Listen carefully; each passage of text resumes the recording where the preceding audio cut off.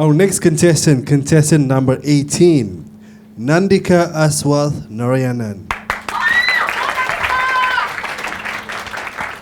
Liquid gold. Liquid gold, Nandika Aswath Narayanan. Quick show of hands. How many of your parents love gold? One here, one there. Well, what if I told you that I knew someone who loved gold more than his own life? Don't believe it? Sit back and enjoy. Midas, despite being king, was never satisfied with his wealth. Yet he was rewarded with any wish imaginable, any wish.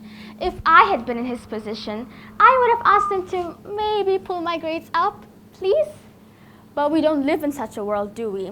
Midas here wanted to touch anything and everything he could see into gold. Clock, gold. Clothes, gold. Table, gold. Everything gold, yes! But one day when he rushed to give his only daughter a hug, she now turned into a golden statue.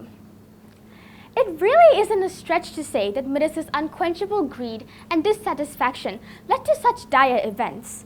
However, I don't think that this could happen to us, right? Ladies and gentlemen, allow me to tell you the tale of how on my 13th birthday, I woke up to find not gold, but spots on my face, acne. These are just responses to the hormonal imbalance we face as teenagers. But I couldn't understand that. How could I? All I could think of were the golden girls I aspired to be. Cleopatra, Grace Kelly, Princess Diana all had unparalleled beauty that mesmerized the world. Now, with this flaw, it felt like all the building blocks of belief constructed each year were now tumbling, crumbling apart. Without beauty, who was I to stand out? With these repeated self-sabotages in my brain, I failed to see how it not only tore myself apart, but my relationships with others.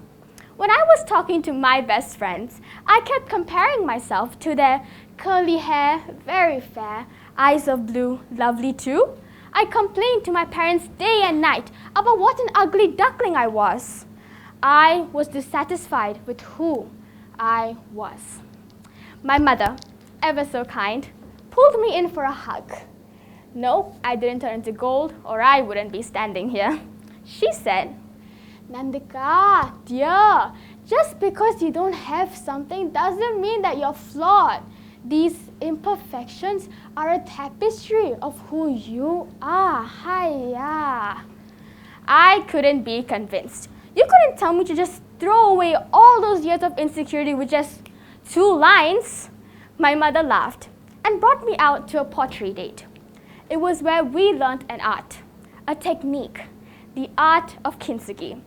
Sounds familiar? This technique is used to break a perfectly constructed vase into broken pieces and mold it together with, you guessed it, liquid gold. But how could broken pieces be considered art?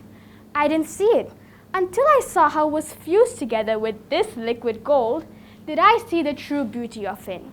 You see, it stood as a reminder for me to stay optimistic even when things fall apart, showing me that broken could be golden. Through all of this, I realized one thing. It is that when we focus on the mere imperfections we have, we fail to see the liquid gold within us. Our sharp brains, strong-willed heart, and pursuit to finish anything we set our minds to.